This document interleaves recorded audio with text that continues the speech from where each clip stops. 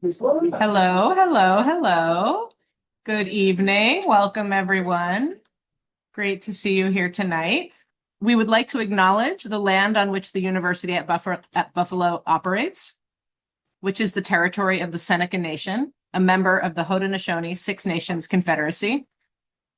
This territory is covered by the Dish with One Spoon Treaty of Peace and Friendship, a pledge to peaceably share and care for the resources around the Great Lakes.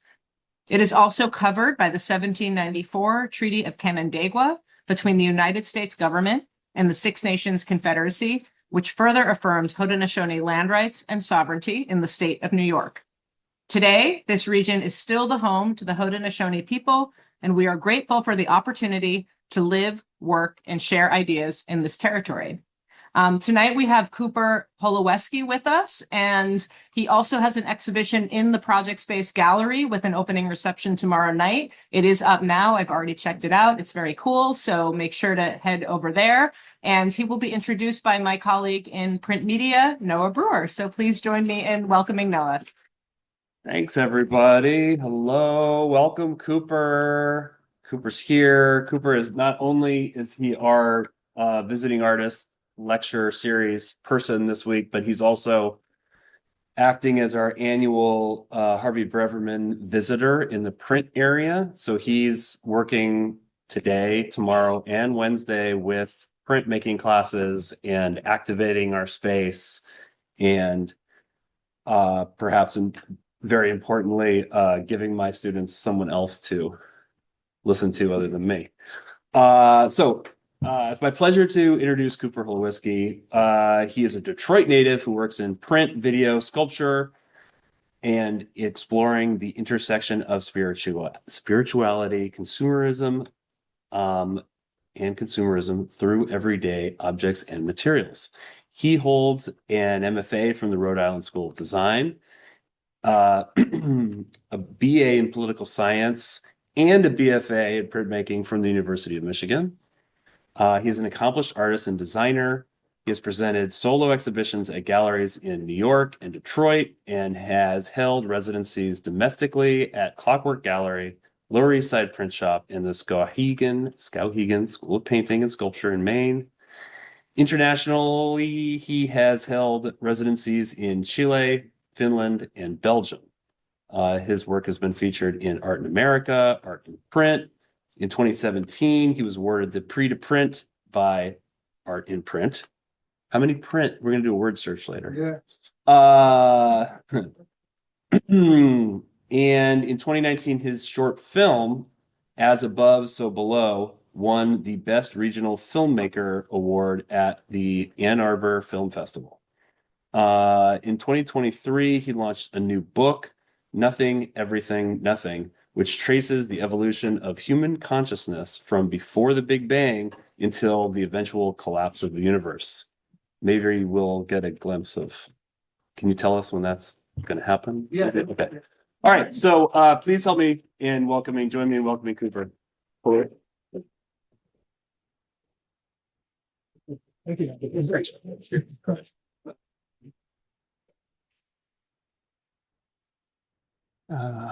Hello, thank you for being here, and thank you for having me. It's a real honor to be here. As Noah mentioned, I'm an artist based in Metro Detroit.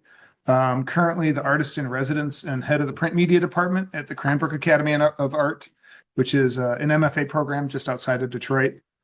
As a quick aside, if you're considering grad school, either now or in the future, I highly recommend checking out Cranbrook in your research. It is can everybody hear me if I don't speak into this mic? In the back, hands up if you can hear me. Thank you. I'll say that, yeah, Cranbrook is a very unique place with a very unique approach to grad school. And I often say that if someone's a good match for Cranbrook, there's no better place on earth for them. And conversely, if someone's not a good match for Cranbrook, it can be a rough 2 years. So like do your research. And I guess I would say that about any grad program really. But if you're more curious about what that looks like, I'm happy to chat after this talk, or you can email me. And I promise you'll get a very honest answers out of me, as my allegiance is always to artists more than any institution.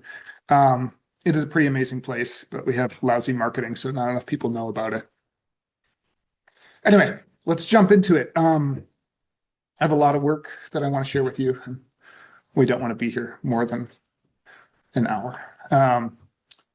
This image is not an art piece. It's an impulse buy from CVS, but I think it sets the tone for my work pretty well. A sense of searching within the everyday. I take a really expansive approach to print in my studio practice. So while I'm trained as a classical printmaker, I focus less on specific techniques like etching or lithography and more on the spirit that brought forth those technologies, namely the impulse to make something in multiples and share it with the world. Sometimes this does take the form of traditional printmaking, but it can also take the form of performance, sound, video, and others. My work is about my own spiritual journey within the context of late-stage capitalism. I use my studio practice as a way of navigating a personal cosmology of meaning through everyday materials and iconography. Most of the work I'm going to show tonight was made in the past 3 to 5 years, but I'm actually going to start with this much older piece from about 12 years ago. This is a work of mine from 2013 called Catabasis, and I think it gives some pretty good context for my practice since then. It's a digital 3D model of a junkyard that I made in a software called SketchUp, which is like a free 3D modeling software at the time. It started off as a printed wallpaper piece. If you look at the ends of, I don't know if my cursor, oh yeah, you can. If you look really closely, you can see where it repeats here and here. And the idea is that it would sort of make a panorama that would envelop the viewer. I was a few years out of grad school when I made this, and I didn't have access to a print shop, and I was still trying to kind of figure out my voice in the studio. And it feels like a good starting point because I'm speaking to a room full of students, and I can very clearly remember the expectations and pressures that I put on myself to be a fully kind of realized artist by the end of school. But for this piece, it felt like a big turning point, and it happened a few years after finishing my MFA program. So I think it's important to remember that your big breakthrough might not happen like at the end of a 2 or 4 year program. You have to take what you learned from that program and keep working with it. The muse does not adhere to any timeline. Here's a view of a sample of the wallpaper in my Brooklyn studio at the time. So this sample is 8 feet by 16 feet. And for context, you can see like my little laptop over here and my chair. So a pretty big piece. And the piece started with me thinking about the life cycle of consumer products. A consumer object is often born as a 3D model. It's prototyped, manufactured, used, and then ends up in a junkyard. So I started wondering, like, what happens if I compress or invert that life cycle? What does that mean? And I ended up with this elaborate 3D model of a junkyard. So in some ways, it's like maybe a little bit of a one-liner because you have the language of digital 3D modeling, which implies this beginning, but it's arranged in a trash heap, implying an ending. But the more time I spent with this kind of looming over me in the studio, it felt like a space kind of between death and rebirth, like the bardo for consumer products. If you're not familiar, the bardo is an idea from Tibetan Buddhism, and it's the space that the spirit goes after death. One spends 49 days in the bardo before reincarnating into a new form. And based on that reading, it made me think that the passage of time was kind of a crucial missing component here. So the piece evolved into this 40-minute video with a live soundtrack performed by 3 musicians. It's definitely a leap to go from wallpaper to a video, but I think one of the crucial things I learned in art school was to allow for the work to have a voice. And it felt like that's what I was doing here. It became less about like, I want to make a big wallpaper piece and more about, I have this idea and this idea wants to be something different than I had originally intended. So how do I best engage with this idea? And a dialogue between me as the author and the idea itself emerged, and that felt really exciting. But also like not fully within my control. This is an image of me performing the piece at the Silent Barn in Brooklyn in like 2013, 2014. Yeah. So one of the things that informed me while I was making this piece was that personally, I had 2 people very close to me die unexpectedly. I had the husband of my boss, who I worked with on a like daily basis, as well as my stepdad, both died within like a month or 2 of each other. And then I also became a new dad, and it all really happened within a couple months. So I was holding all of this death and birth and still having to go to work every day and take care of those close to me. And I didn't really have any of the spiritual technologies provided by religion. I wasn't raised with a religious background. So I got interested in using my studio practice to engage with some of these big unanswerable questions of existence. It was also like at the time, like my studio was like, I had very short amount of times between work and caring for a new baby. I had very limited time in the studio. And so the only time that I really had alone, and it felt like the most productive way and like mentally healthy and enriching way was to spend it kind of like finding meaning or like searching for meaning. So I looked to a lot of artists and mystics throughout history to help me navigate this terrain, including Helena Blavatsky, Robert Flood, Hilma af Klint, Ionel Talpazan, and others. I'm going to show the trailer for the piece in the last minute. I'm not going to force you to watch a 40-minute video piece. Here it is.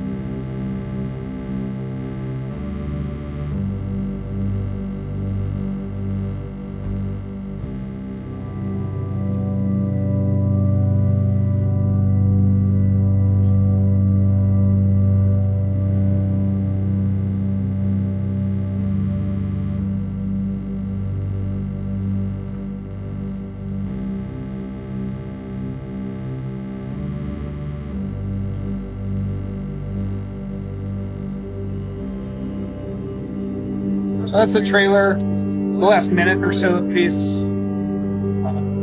This ending is a stop motion animation. Oh, it's right down. The ending is a stop motion animation. It has a lump of plasticine, kind of ready to be reborn as something. And throughout the piece, there's like these little pieces of like materiality peeking through the digital 3D models. But at the end, you can see the 3D models become increasingly abstract and kind of disintegrate into this cosmic landscape.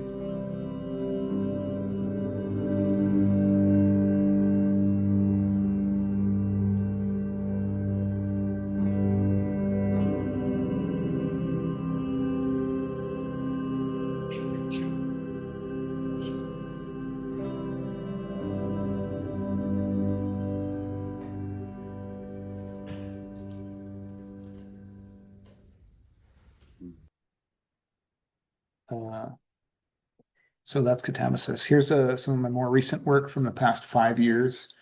This is my artist book titled Nothing, Everything, Nothing that Noah mentioned. This piece was completed and published in the fall of 2023, but I think it's worth mentioning I actually started this piece in 2016. There's a number of kind of fits and starts, including like we had a global pandemic. Remember that?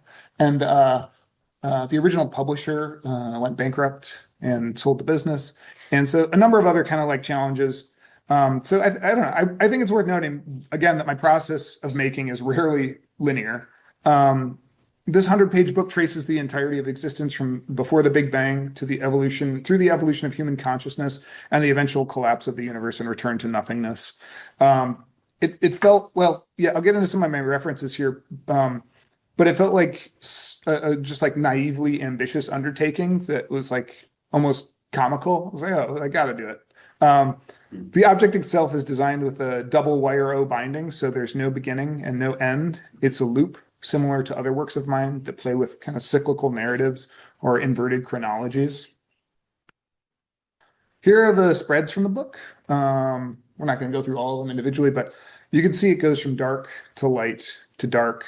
You can trace the beginning of the universe at the top as a space of nothingness before the Big Bang, through the evolution of human consciousness, and then the development of tools, and an ultimate return to nothingness. The first half of the book is made from handmade collages directly scanned into the computer. And the second half of the book is made entirely from digital 3D models.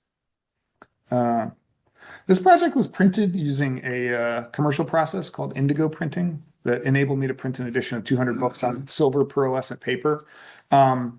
And I guess this is a good time to mention, like, I think one of the great ironies about the discipline of printmaking is that it's often described as like the democratic medium, but we still cling to this sort of technical hierarchy that assigns a higher value to like things like etchings and lithographs, which lend themselves to smaller editions. So there's this internal kind of tension or paradigm built in there. In both my practice and my teaching, I try and take a very like non-hierarchical approach to print that I believe makes for a much richer, larger, and more complicated dialogue. So this includes things like this that are maybe more commercial printing or experimental printing techniques, but also includes something as vast as the internet and social media as related to the history of the discipline of print. So like, is this book a print? Sure, like I think so. But instead of asking like, is it technically a print? I'd rather think about like that print is a vast and extensive field, and I'm more interested in asking like, how do the means of production affirm or otherwise interact with the content of the work, which I ask of like any work. There are plenty of reasons to make a traditional print, but I don't think like a lithograph is inherently more important than a Xerox copy. They're just like different tools.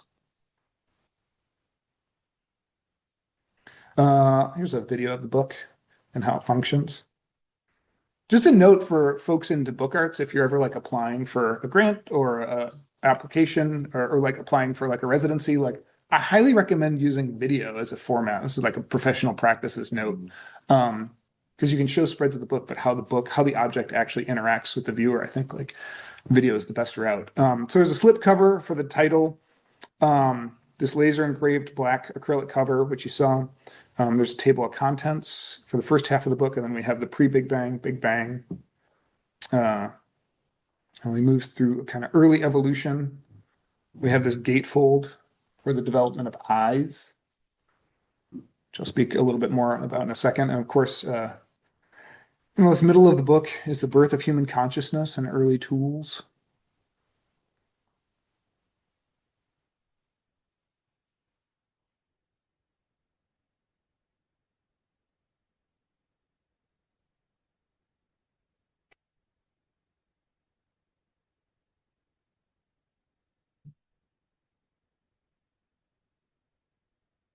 There's essentially three endings to the book.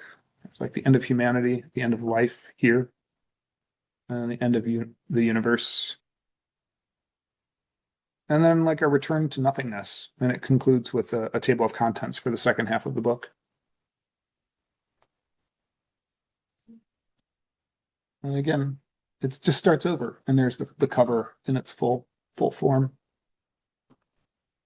Oh. I had a number of influences and references for this project. I'm just going to share a few of them. A big one was this 16th century theologian named Robert Flood, who later renamed himself Robertus de Fluctibus. And he's someone who attempted to write, he's a very fascinating character. He's actually a physician who, if you're familiar with the terms microcosm and macrocosm, he's the person who coined those terms.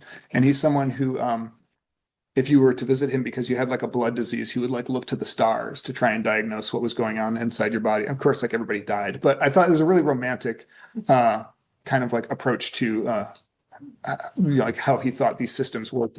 And he, of course, attempted to write a volume of books containing all of the knowledge in the universe. So Nothing, Everything, Nothing kind of reinvestigates this premise, but with everyday materials and 3D modeling. These are some of the Robert Flood's beautiful etchings of how he believed the universe was born. And many of my collages directly reference these.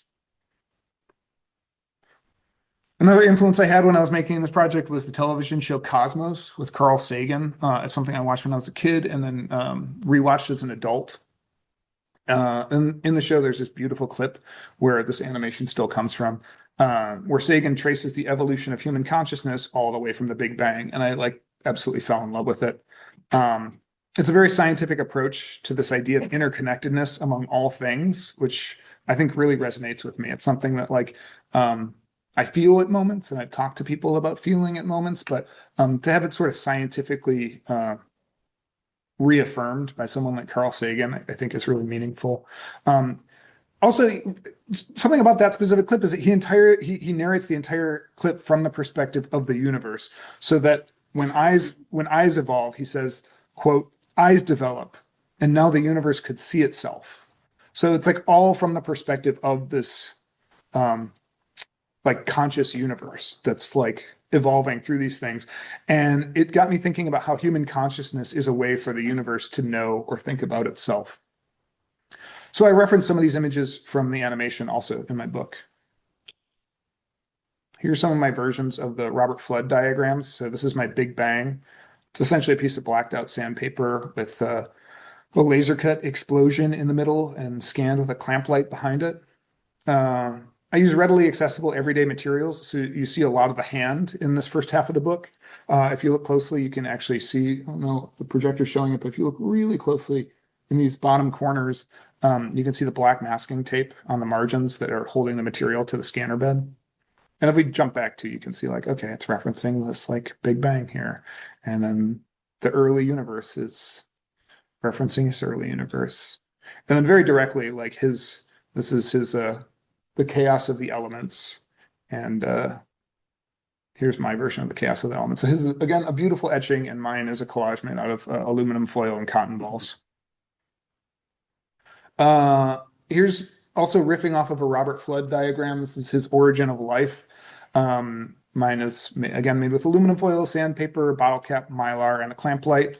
Again, based on a Robert Flood diagram. And this is obviously inspired by the Carl Sagan animation, again, using everyday materials, including chipboard, tree bark, saran wrap, and some of my hair clippings from After a Haircut. The second half of the book is all about human invention and innovation. These innovations get increasingly destructive and point towards our ultimate obliteration. Even here, where we have boats and spears, which is kind of an early indication of empire and conquest. Later on, things get increasingly nefarious. We have the atomic bomb. It's not all total doom and gloom. And there's a moment, like, I'm going chronologically, there's a moment where I'm like, how do I depict like the internet and like the use of the internet? And I was like, oh, like some folks who are in my generation might remember these like AOL trial discs that were totally ubiquitous in the 90s. And I thought that was like a way to sort of delineate the proliferation of the internet in the 90s.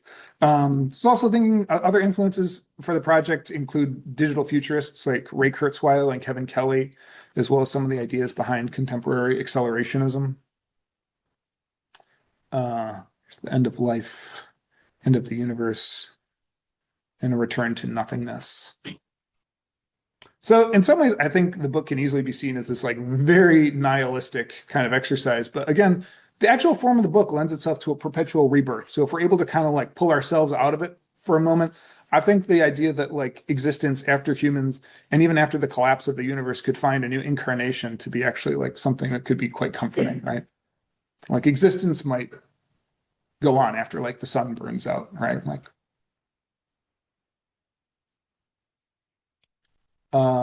so another body of work that's like the end of nothing, everything, nothing. And I'm gonna breeze. I'm gonna not go too deep into this project. Project's a series of 5 etchings called E-Den. Each piece is 12 inches by 18 inches. And kind of left them in the slideshow for a couple reasons. I was thinking of cutting them out because there's like a lot to unpack there. But I like making etchings and I wanted to show them off. But again, I think there's like, these pieces are maybe their own sort of 45-minute lecture. So I'm going to keep it brief with them. I will say that they're inspired and loosely riffing off of these beautiful Gustave Doré engravings of the Genesis narrative from the Old Testament. This piece is an intaglio with inkjet chincolle. It has this embossing. The embossing in velvety blacks of an etching, but the colors come from an inkjet print. Some of this is like insider baseball for printmakers. So if you're not super into etching, that's okay. Again, I'll make it quick. These next 3 are hard ground with laser engraving for the line work and a water bite aqua tint for the gradient color.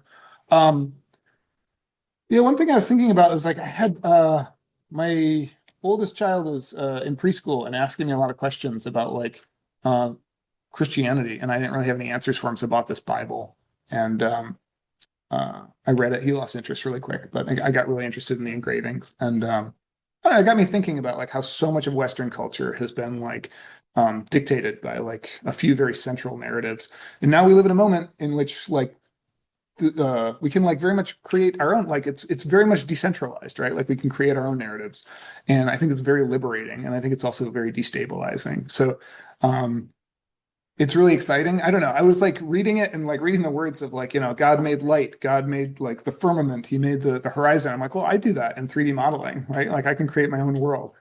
And so there's this kind of cheeky play off of that going on here. Here's a detail that I included only to flex my registration shops. There's another piece called A Mist from the Earth, which references a line from the Bible about the creation of Adam and Eve, but also referencing the 1990s CD-ROM video game Myst.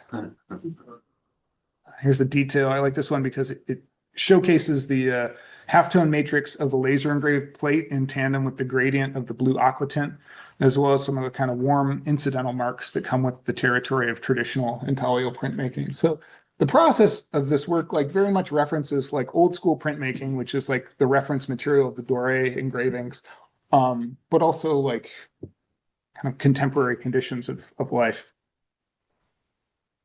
This is the VR tree, sort of tree of knowledge. And this last one is titled Outside the Garden, and it features these two kind of sad little iPhones leaning against each other. It's a hard ground etching with inkjet chincolet on the screen of the iPhone, and this is made in a variable edition of 8. Each print has a different Google Maps image on the screen depicting the theorized physical location of the Garden of Eden according to the top 8 theories on Reddit. So this again speaks to some of the relationships I see between printmaking and the history of information technology. It's one way I can kind of pepper my philosophy of printmaking into the work itself, right? Like these things are, people historically communicated through prints, and now we communicate through like Reddit or like social media. And like, they're not mutually exclusive, and they have a lineage that is like very connected in my mind. This next series I'm going to talk about is called Late Stage New Age. And I think it provides a pretty good entry point for the works that I have in the Project Space Gallery. I'm going to not say a whole lot about the works in that gallery because one, I just finished them. They're new, and I usually need a few months of distance before I can speak about my work with any like real insight. And two, I'd rather you go check out the show and let the work kind of speak to you. I don't want to like totally dissect it all before you experience it for yourself. I feel like that can in some ways suck the joy out of the work. I mean, sometimes it can like add value and meaning, but I think that there's like, when somebody sort of explains everything away, it's sort of a little bit of a bummer. With all that said, after I talk about this series, I think you can kind of somewhat get an idea of how I got there from here. So Late Stage New Age is a series of mixed media works on paper. The title references late stage capitalism and New Age spirituality. These are started in the spring of 2020, shortly after we all went into early pandemic lockdown. Print has a long history as a medium for sharing spiritual teachings from the Diamond Sutra, Gutenberg's Bible, and illuminated manuscripts, among others, but also has a rich history in commercial advertising. With this series, I engaged, or I at least tried to engage with both of these lineages as a means of navigating my own personal cosmology within the context of my everyday life. So this work comes from a space of ambivalence. It's like operating with equal parts sincerity, humor, and criticism. I often kind of feel like the art world is really quick to categorize things as either sincere or sarcastic. And I think this work is a good example of what the artist and critic Angela Dufresne would refer to as the third pill, which is meaning a space of kind of oscillation between sincerity and doubt. So I moved from Brooklyn to Metro Detroit about 4 years before I made these. And I was thinking a lot about some of the characteristics of suburban life, specifically isolation, consumerism, and accumulation. And after the pandemic struck, these things were pulled very much into focus for me. During this time, like many of us, my world got very small, very fast, and I started taking stock of the objects that gave me comfort including like electronics that allowed me to continue to work and communicate with my loved ones. Also things that helped me engage in physical movement and general wellness, like exercise bands and probiotics. All of these objects were things I used to try and maintain some modicum of mental health during this time. When I was preparing to make these works, I got thinking a lot about the relationship between mind, body, and spirit. For example, how one might physically exercise to maintain mental health, or how meditation has effects on the physical body through lowering blood pressure. I got really interested in products that kind of cover multiple bases. So like probiotics provide digestive health, and digestive health is linked to mental health in both recent scientific studies, but also in traditional Chinese medicine. And I also think a lot about my phone and how it houses my calendar and my notes app, which is like a surrogate brain, has my exercise app for my body, and it has my meditation app for my spirit. Though ironically, like the more time I spend looking at my phone, the more disconnected I feel from all of those things. So like the smartphone in many ways like functions as like a metonym within the work as this kind of like push and pull for all of it. So it makes a lot of appearances. In constructing these works, I wanted their process and their physical form to reflect these sometimes fragmented relationships between mind, body, and spirit. So in terms of process, I spent a lot of time thinking about the objects I chose and their arrangement before I'd photograph and edit them. So it's a kind of real mental exercise. Then I would cut, soak, stretch, and triple prime the paper before running it through a large format inkjet printer, which at the scale, they're about 4 feet by 2.5 feet, is like a pretty physical process, very much using my body.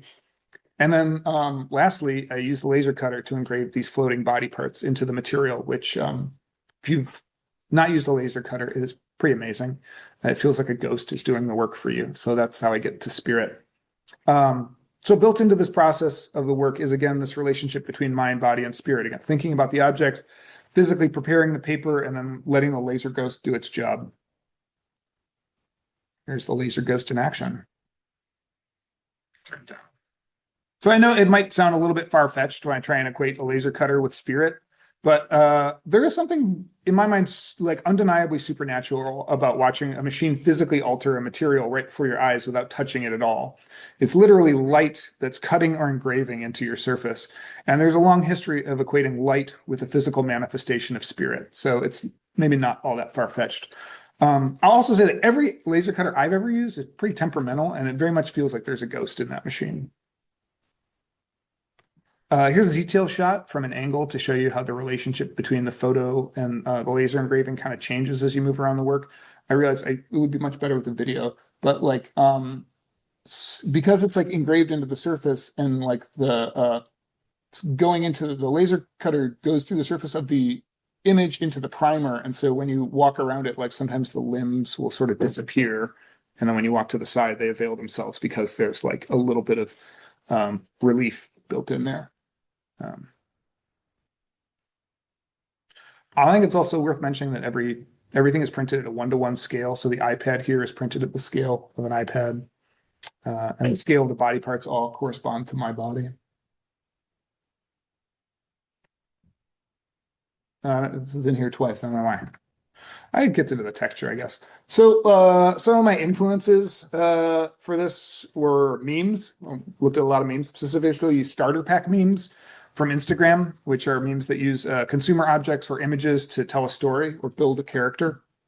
When I was making these works, I thought of them as like middle-aged single dad going through a spiritual crisis starter packs, which like also helped me arrive at the name of the work that's in the project gallery, Spiritual Crisis Starter Pack. I was also influenced by the aesthetics of New Age spirituality. So the kind of colorful auratic glow that comes from the work is referencing Kirlian photography, also known as aura photography. Here's an image of Gwyneth Paltrow having her aura photo taken for a blog post on the Goop website. So, man, talk about like spirituality and commerce. Like Goop is a deep rabbit hole to go down on that front. Also pulling from the language of advertising. Here's an iPod ad from 2003, which I think is actually referencing a series of Robert Longo prints from the 1980s. So there's like sort of maybe full circle thing going on here. It's another one of the pieces. And a detail.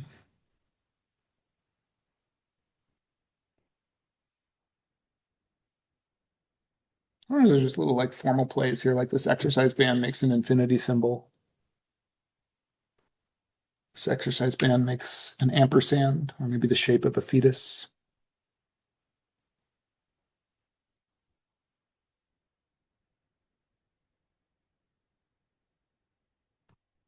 Yeah.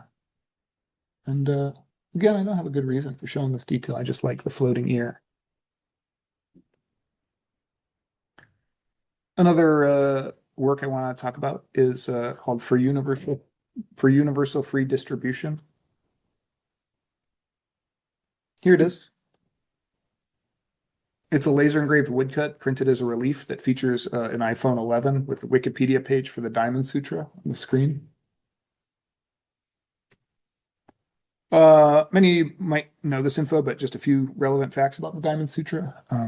Diamond Sutra is among the earliest printed texts on record. It's the earliest containing a production date. There's evidence of like printed textiles that come before that, but really like the first printed image or text on paper is the Diamond Sutra. It comes from Mahayana Buddhism. It was printed in 868 CE, so it predates Gutenberg's Bible by almost 600 years. And it was printed as a woodblock on mulberry paper. It gets its name from the power of the diamond to cut through illusions to avail ultimate reality. Of great interest to me, and I think not coincidentally, is that it also contains the first known public domain dedication on its colophon. So the first words translate to for universal free distribution. My work is titled after this public domain dedication and also printed on mulberry paper. I made this work as a meditation on contemporary access to information, technology, and the illusions of life in the year 2022. The print is unsigned and editioned. It's really an open edition out of infinity.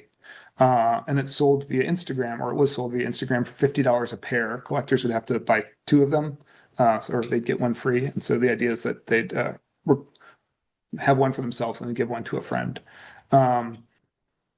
or donate one. The print measures 10.5 inches by 12.25 inches, which is the same size as the most iconographic image from the Diamond Sutra. The full scroll measures like 10.5 inches by 16 feet. And I feel like I committed to the bit with materials and a number of other things, but I wasn't ready to do a 16-foot scroll. Here's the Infinity Edition, which enabled me to keep it very affordable and kind of keep the focus on the content rather than the object, but it does sort of like oscillate between object and content too. But also helped it circulate freely, which was like the intention of all printmaking before the 1880s. We didn't really start editioning things until the late 19th century. Again, it was distributed, sold via Instagram. And I like the idea of using contemporary forms of distribution, social media, to share a historical form of distribution, like a woodcut. The circle would kind of grow as people would purchase the work and then post images of the work as they received it. It became this kind of self-oscillating feedback loop of physical materiality and the ephemeral nature of social media. One thing, and I mentioned earlier, like it takes me a little bit of time to like make work and sit with it and then kind of reflect on it before I can speak about it with any level of like eloquence. And this is like no exception. Like it didn't until like maybe like 6 months after I made this piece, I also like kind of hit me that like people would receive their prints and they'd usually like take a photo of the work with their smartphone and then post it to social media. So it was like an image of a phone that they'd see on their phone and then they'd like purchase and then they'd get in the mail and then they'd take a photo with their phone and then post it and others would see it on their phones. Another time lapse, so laser engraving process. I had a few thoughts. I obviously like have an affinity for using the laser cut. I don't think it's always the solution, but in this case, it felt right because I thought there was something novel about mixing contemporary tools like the laser cutter with historical content. Also something novel about using digital technologies like laser engraving to depict digital content, the iPhone, but then printed through a traditional analog form of printmaking, the woodblock print. So this is kind of digital analog technique sandwich going on here. And also just like pragmatically, there's physical capability of generating halftone and capturing the detailed text in the image, which is very difficult, if not impossible to do by hand. Lastly, and I think relates like production relating to the content of the work, It creates the ability to replicate the plate and decentralize the author. And I wanted to kind of, to the extent possible, sort of take myself out of the equation, just like the authors of the Diamond Sutra. With that in mind, I posted the laser engraving files to my website. So anyone who's ever interested can make their own block of this print and continue to print and distribute it long after I'm gone. So long as someone's paying for my website domain, I guess.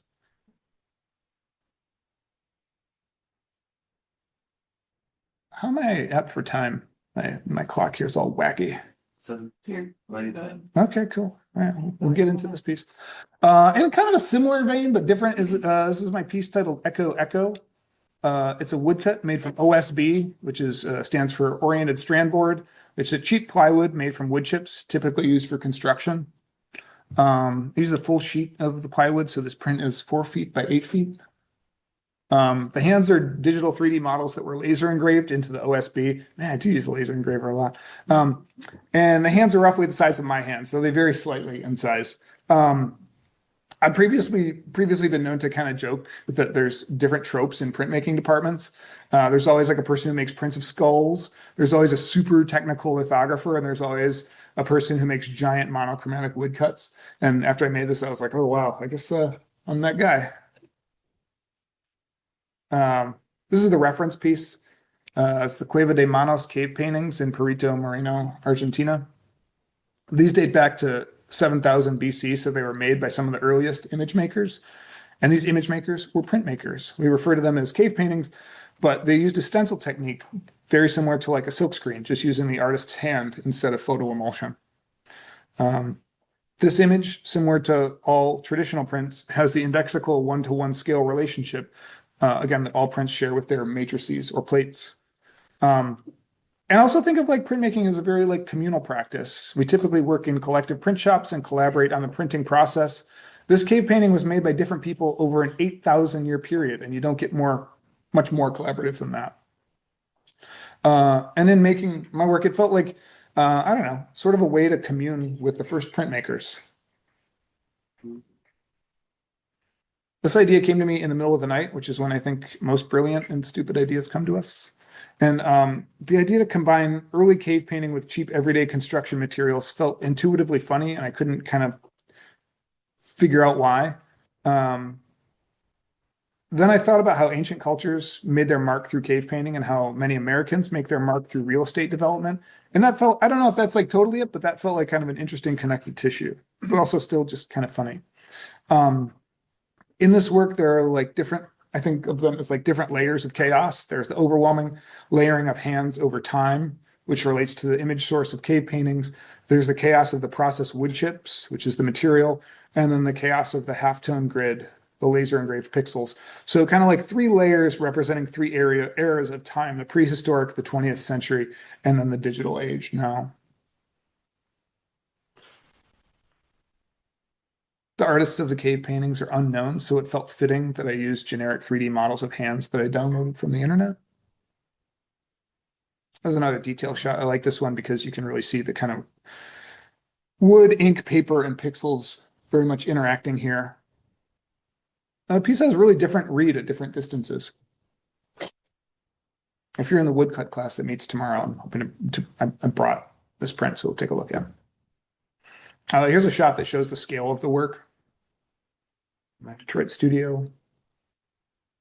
Yeah. And here's another piece. We're on the home stretch here. This is a detail shot from a sculpture that I made last year.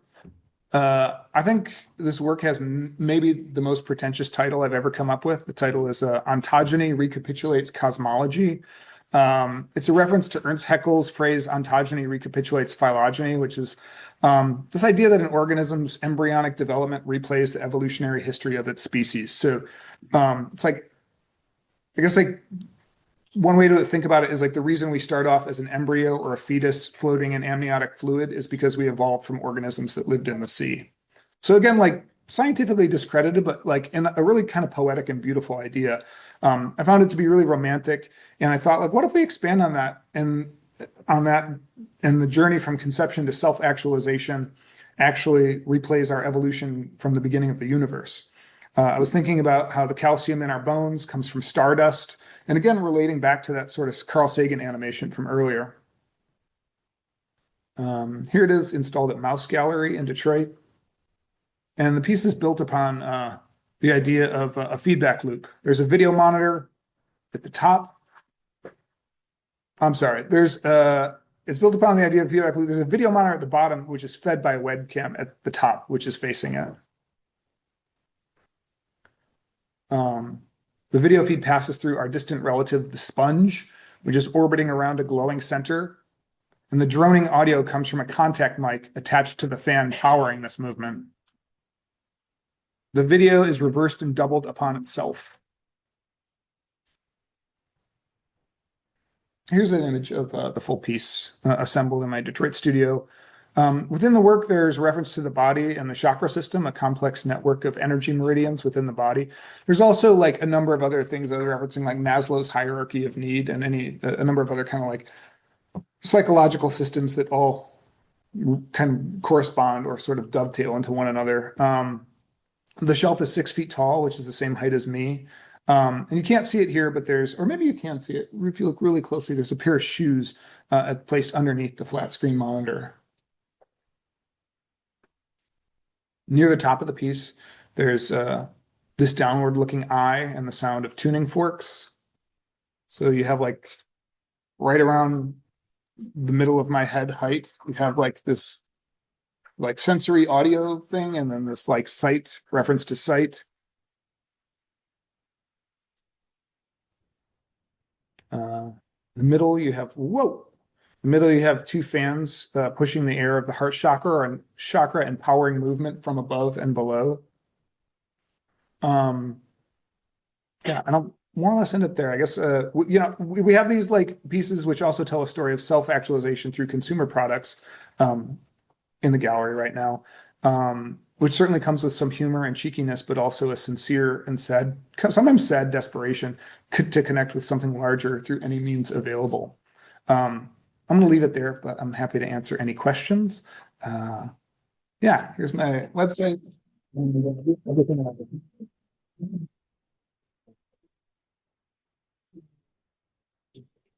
Should we do the Q&A thing? Mm-hmm. Do we have cues? Thank you so much, Cooper. Oh, thank you. Cues. I might have A's. I'll try my best. Q. Yeah. Yes. Quick, one and a half. Well, first part, just like an observation, like just thank you so much. Thank you. A little bit about me. I worked like in the arts at my major, but also like sciences too. Like the other half of my building at NSC, which is our science building here. So I just like wanted to say I definitely appreciate like the way that you kind of blend between like visual art, spirituality, and like hard yet your theoretical still science, right? It's just something really cool to see because I spend half my time with science people, half the time with art people, and sometimes there's these like little moments where it all comes together, and that is like so nice. So thank you. My main question is a little bit less. It's a little bit more like more your viewpoint on something.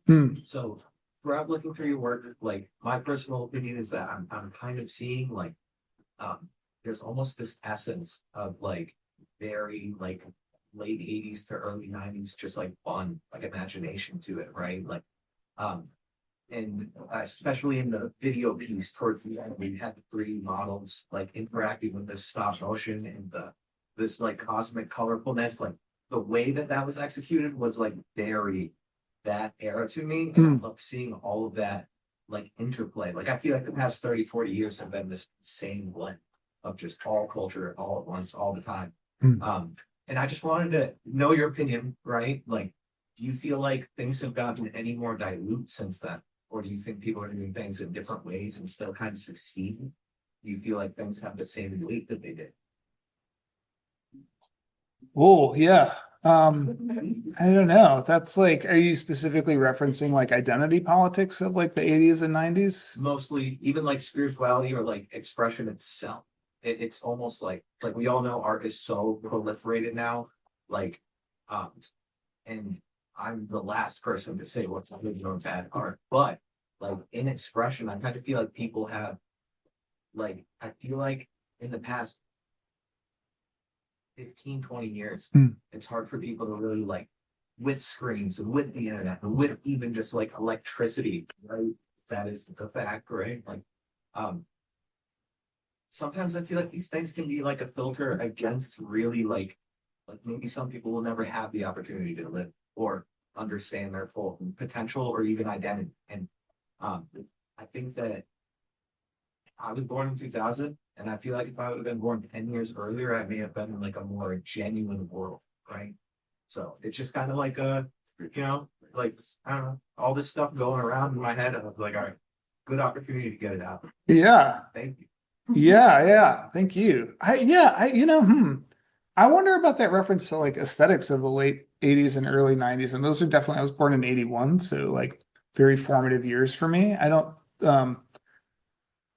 mean, there's certain things like that jump out to me. I mentioned that like Robert Longo reference in the iPod ad, and things that I'm sort of like attuned to, but um, yeah, I don't know if I'm like directly referencing like that era. I mean, the Metro shelving is definitely like of that era, but it's also like kind of ubiquitous now too. If you've ever like worked in a restaurant, it's always, I worked in restaurants from like age 15 to 25 essentially, and like every sort of like walk-in cooler is full of Metro shelves, right? They're very utilitarian and but yeah, very much like of that era.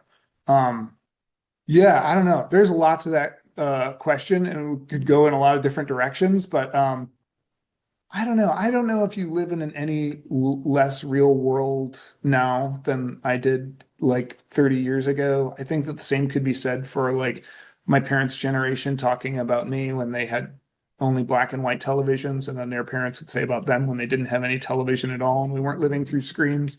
Um, I think like the ephemerality of like media culture is like really slippery, but it is also something that like um yeah, I don't know. It's like goes both ways, right? Like now like I can learn about the Diamond Sutra like on a cursory level by reading it in Wikipedia, and then I can look at those references and go like really deep with it, right? And I don't have to have necessarily a PhD in like art history in that specific era. There's like a certain accessibility. And I think that, you might be like onto something, that there's like oftentimes a cursory understanding of these things where people like read the Wikipedia or don't even read the Wikipedia, and then that's like kind of where it lands. But I think like the possibility and the accessibility is like, okay, you have Wikipedia, you have like ChatGPT, you have these things that are like can be really fickle and really surface, but they also provide entry points into something much deeper. And like if you're hungry for it, it's there, I think. And so I try and stay hungry for it, I guess. But yeah, there's a lot of distractions. I don't know if that answers your question at all, but No, I appreciate it for sure. Cool. Thank you. well, thank you. Yes. Was the usage of digital sculpting in your piece intentional for the book? Was it intentional to represent like the way technology's kind of evolved and changed? Was that like conscious choice, or was that something that kind of just popped in your head to use as like to show evolution? Oh, you mean like using like 3D models, like 3D modeling in the book? Yeah. I mean, very much so. It felt like yeah, I mean, it was a conscious choice. And the first half of the book is like physically constructed, and the second half is using this kind of like more slippery. I can't think of a better adjective, but just kind of like kind of slick, slippery media. But also, I'm not very good at 3D modeling. I don't know if you caught that, but like, I would say like a good portion of those models are things that I paid for and downloaded and then made my own alterations to, and then the ones that like I made from scratch. Like you can tell I made from scratch. Like, and I sort of like being naive in that. I think that there's like a materiality to digital media, right? Like we can think about the cloud as this ephemeral thing, but like the cloud is like a server farm in New Mexico somewhere, right? Like there is like physical media that's holding this data, right? And oh man, where was I going with that? It's not as ephemeral as it seems, and I think that there's ways of like, even when using digital tools, there's ways of like showing it. I think of like artist Paul Pfeiffer, if you're familiar with him, very very much known as a video artist, started as a printmaker. Just throwing that out there. But he's someone who historically, I haven't followed his newer work, but like a lot of the work that he's known for is like this video work where it's very lo-fi. It's like a very like sometimes almost undiscernible image. And he's like really getting into the materiality, bless you, of like videotape and like the sort of magnetic fields that go into videotape and finding materiality in a medium that's kind of slippery. And like my way of doing that is like maybe clunky like color keying or like staying naive with 3D using like something as high tech as 3D modeling, but in a way that's like this person clearly does not know what they're doing. Yeah. You have that, work has its own voice. You talked about that, and I'm wondering if, as you referenced that, and also going back to your question, even the half toning reminds me of, 80s Mac or, half toning. It's not then-day dot, something like that. And so your whole reference of content, Yeah. also the way you execute, but also the connections between something and nothing and space in between, Yeah. or your remark about, sincerity versus sarcasm or the third pill. I throughout all of this, I'm like you're kind of taking all these tangents and that bringing them together. What makes you do that at that point? Because I feel like it references a period of time, but then it all of a sudden leaves it. Sure. Well, yeah, okay, that puts a really good fine point, I think, and maybe clarifies that earlier question, like specifically pointing out like the fidelity of those dots. And I think maybe that's one way in which I do like fidelity is one way in which like I explore the materiality of digital media, right? So like with the late stage new age pieces, where like truth be told, like we zoomed in a lot. They're like I found this like this is really technically wonky, but I found that like when I'm using a laser cutter and I like make a bitmap that I'm gonna like have the laser cutter sort of pick off parts of the image, that like if I was going up to like 300 DPI, it was too lush, right? Like you don't see that it came from a computer. And if I go to like 100 DPI, it's like kind of screaming it a little too much. So I guess like short of like having the work in front of us, you just have to sort of take my word for it that like I settled on 200 DPI because at about like 5 feet away from the work, you don't see the pixels, but any closer than that, you do see the pixels. So for me, it was like a way of like engaging with the materiality of digital media and sort of announcing itself. I made previous works that, yeah, where I was sort of folding digital media and 3D modeling into like traditional painting and like chiaroscuro techniques. And I was maybe insecure about the fact that I was using digital media and my just painting chops in general. So I think I like overcompensated and it looked almost too seamless. And what I learned from that was like, no, I want like the digital media to have a voice. I want to show that like the computer, the laser cutter, these are tools I'm using. And, I also want to show the brushstrokes of the primer. And I think that sort of physicality very much adds to it. And so, yeah, I mean, I guess I didn't consider like a reference to the 80s, but I think that there's like maybe something that I find compelling about like early digital graphics. Like if you ever go to like, I think MoMA had a show a couple of years ago that was like early digital artists that was like, I did find really compelling. And part of it's because like those were like my formative years. Like, I learned like typing on like one of those Mac cube computers. And so, at least on some unconscious level, like maybe I'm like running back there, but just for a very pragmatic level, it's like I wanted to show that it was digital media without like screaming that it was digital media. You seem to get a little, nerdy about it, but at the same time, you're also like, not wanting to pull down the print media process or print making process, breaking down that hierarchy, but then redefining it again. So you kind of take it back and forth. Yeah. I want my cake and eat it too, for sure. Yeah. And thank you for saying a little nerdy. That was very diplomatic. I appreciate that. I mean, that 3D modeling, I had to do that. Yeah. Yeah. This kind of like leads into that, but I'm really interested in sort of like finding the balance between showing the process, like the black tape on the edges of the scanning bed and like the seeing the wood grain in the the handprint that you did, and like there's like precision, but also like combined with like, I guess like things that might be like seen as mistakes or like seen as like maybe unintentional, but I don't know. Could you just talk a little bit about like what that like striking that balance is like for you? Yeah, sometimes it's like intentional, right? Like those scans, it wasn't originally intentional. It's like I scanned those collages at a high resolution. I just like had to do the whole scanner bed, and I was like, oh, I forgot to put the thing down. I forgot to pull the tape off. And then it was sort of like we talked about this earlier. It was just like these happy accidents where you're like, wait, is this is it better than what I was planning or worse than what I was planning? I think like that's a good example of like the tape on the scanner bed is something that's like, oh, this is a way of showing my work, you know?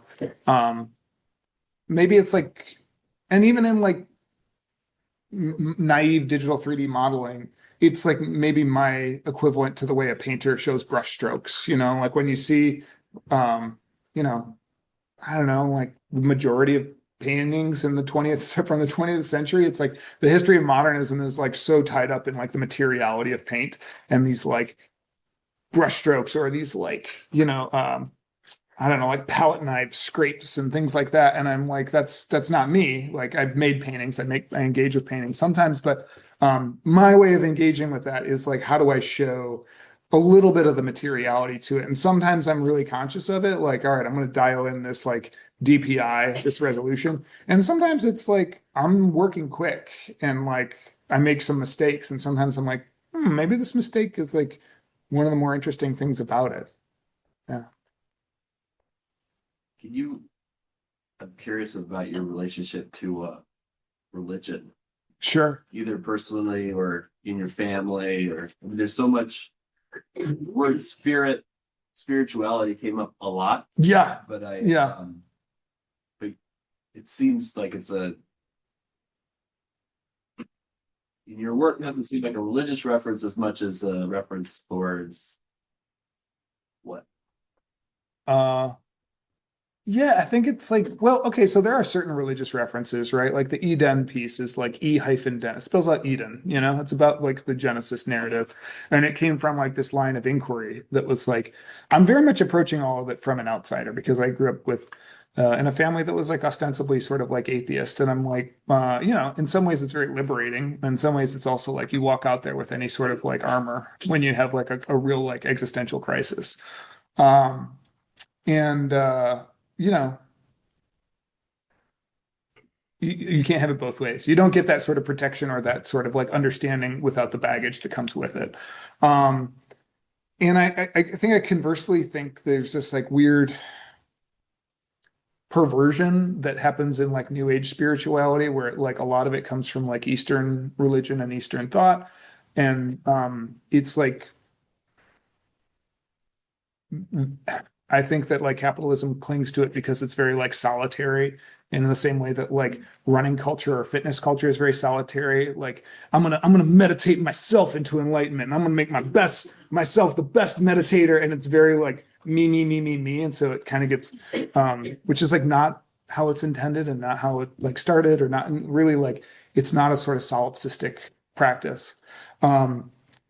So I find that tension kind of interesting, and it really, yeah, I'm going a little tangential with it. Well, I guess to like really directly answer your question, it's like it comes from a place of searching and a place of like wanting to all of it, right? Like what Carl Sagan is able to articulate through science of like an interconnectedness of all things. Like I'm looking for ways to connect with something larger than myself, you know, and I don't have like a sort of personal familial kinship that I feel particularly like, okay, like my mom's family was like Episcopalian. Like I've investigated that, and it doesn't like, there's parts of it that I find interesting. And like, I think sort of the ritual of Catholicism can be like really potent. And I think there's like kind of interesting sort of political components to like liberation theology that resonate with me. But like really like most of that organized religion doesn't really, it just doesn't feel right to me. It doesn't feel like the thing that feels true. And so like, I think like it's searching and like in some ways, you know, it's doing research and it's like trying on those things for myself through my art practice, like what feels true. And I think elements of all of them do, with the exception of like Eden. Like that felt more like an anthropological study than anything else, maybe. Yeah. Last call. All right, I would kind of want to pick up on that as well.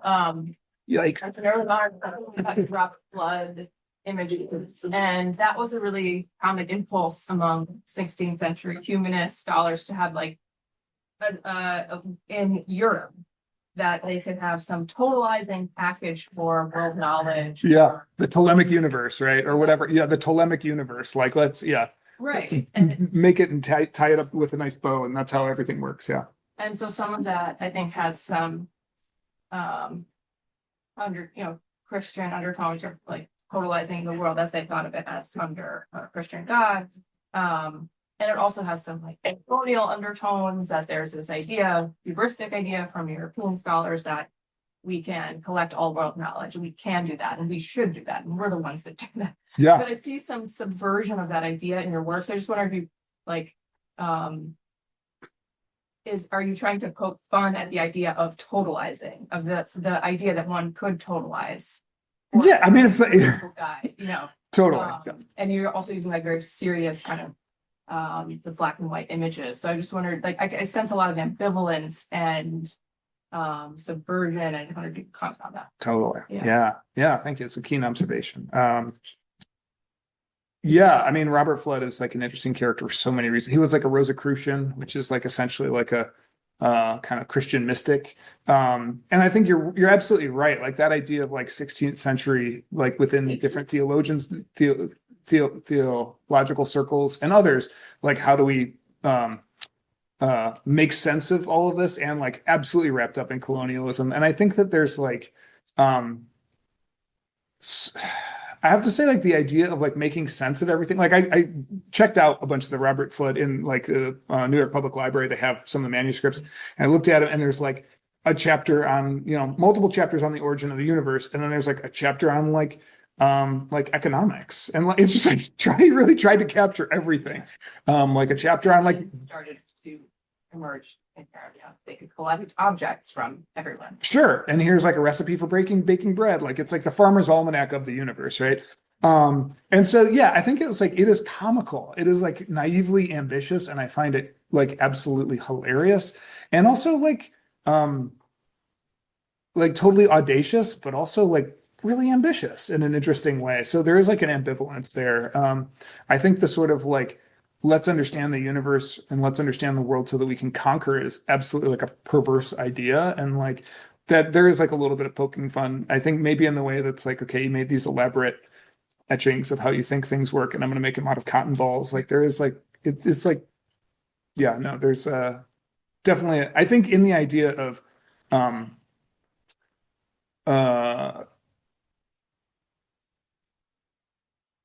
I guess like injecting playfulness and a little bit of humor in it makes it like somewhat more approachable. And I think that's the case with like all of, or not of all of, but like a lot of my work is like it provides kind of an entry point that you can see the sort of masking tape, you can see the aluminum foil, you can see the sandpaper.